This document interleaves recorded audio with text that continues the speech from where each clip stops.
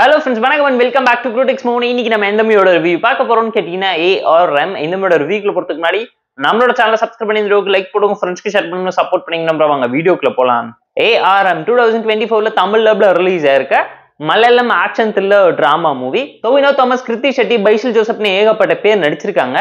அஜய்ன்ட்ட ரெண்டாம் மோசகனம் ARM ஓட ஃபுல் ஃபார்மா தான் நரேட் பண்ணி வச்சிருக்காங்க. டொவினோ தாமஸ் இந்த மூவில 3 கேரக்டரைசேஷன்ல வந்து பிரிச்சு பெடல் எடுத்திருக்காருன்னு தான் சொல்லலாம். அவரோட அடிபுலியான பெர்ஃபார்மன்ஸ்க்காகவே படம் பாக்குற மாதிரி சாலிடா பவர்ஃபுல்லா இருந்துச்சு. 3D and 2D அவைலபிளா இருக்கு, செக் அவுட் பண்ணி பாருங்க.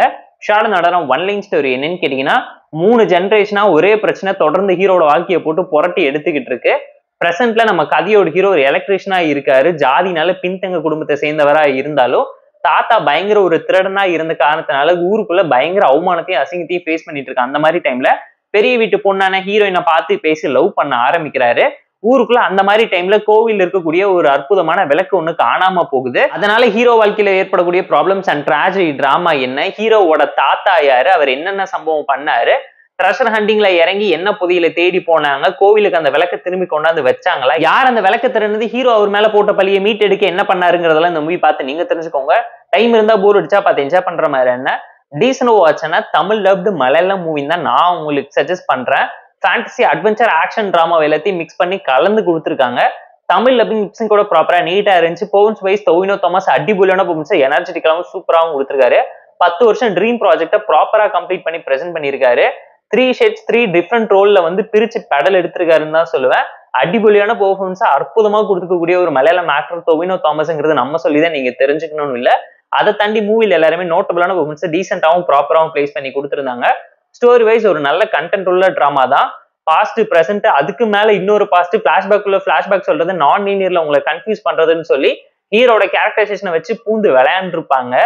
சீன் டு சீன் அப்ராப்ரேட்டா கட் பண்ணி பாட்டி கதை சொல்ற ஸ்டைல்ல உங்களை இம்ப்ரெஸ் பண்ற மாதிரியான நிறைய ஹை அண்ட் வார்ம் மூமெண்ட்டை கிரியேட் பண்ணிருக்காங்க. ஸ்டோரி நரேஷன் அண்ட் எக்ஸிகியூஷன்ல எந்த ஒரு இடத்துலயுமே ஸ்லோனஸ் இல்ல ஃபீல் பண்ண மாட்டீங்க. பட் சீன்ஸா சில விஷயம் ரொம்ப ப்ரெடிக்டபிளாவும் சிம்பிளாவும் இருக்குங்கிறது அப்பட்டமா இந்த மூவி பார்க்கும்போது உங்களால தெரிஞ்சுக்க முடியும். ஏன்னா படத்துல அவ்வளவு ஜானரை மிக்ஸ் பண்ணி குலைச்சு வச்சிருக்காங்கன்னு தான் சொல்லுவேன். Fantasy, adventure, mythology, action, love drama கூடவே ட்ரெஷர் ஹண்டிங்னு சொல்லி உங்களை இம்ப்ரெஸ் பண்ற மாதிரி நிறைய விஷயத்த மூவில நிறைச்சு கொடுத்துருக்காங்க.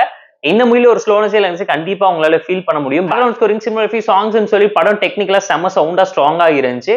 VFX, ஜோக்ஸ், 3D அனிமேஷன் ஒர்க்ஸ்னு சொல்லி எல்லாமே இம்ப்ரெஷனான டோன்ல விஷுவலாவும் கலர்ஃபுல்லாவும் கமர்ஷியலாவும் நீட்டா இட்ஸ் குட்னு நீங்களே சொல்ற அளவுக்கு உங்களை இம்ப்ரெஸ் பண்ற மாதிரியான பிரசன்டேஷன்ல நீட்டா பேக் பண்ணி கொடுத்துருக்காங்க இந்த மூவியை. அந்த மூவில நோட்டபிளா என்னன்னு கேட்டீங்கன்னா, பாஸ்ட்ல வரக்கூடிய கலரி ஃபைட் சூப்பரா இருந்துச்சு. வாய்ஸ் ஓவர்ல வரக்கூடிய பிளாஷ்பேக்கும் நீட்டா இருந்துச்சு. காமெடி ஆன் அண்ட் ஆஃப் ஒரு சில இடத்துல ஒர்க் அவுட் ஆயிருந்துச்சு. ஸ்கிரீன் பேவை தாண்டி ஸ்டோரி நரேஷன் அண்ட் எக்ஸிகியூஷன் நீட்டா இருந்துச்சு. ப்ராப்பரான பேஸ் ஸ்டோரி ரைட்டிங்ல பின்னி இருக்காங்க.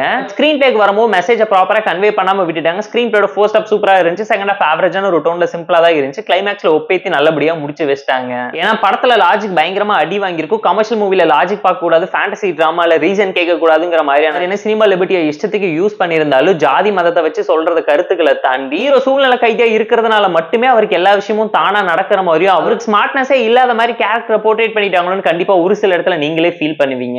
சோ டைம் இருந்தா போர் அடிச்சா ஃபேமிலி அண்ட் ஃப்ரெண்ட்ஸ் கூட பார்த்து என்ஜாய் பண்ற மாதிரியான நல்ல action thriller drama movie Tamil வெர்ஷன்ஸோட அவைலபிளா இருக்கனால செக் அவுட் பண்ணி பாருங்க. டொவினோ தாமஸ் ஃபேனா இருந்தீங்கன்னா கண்டிப்பா என்ஜாய் பண்ணுவீங்க.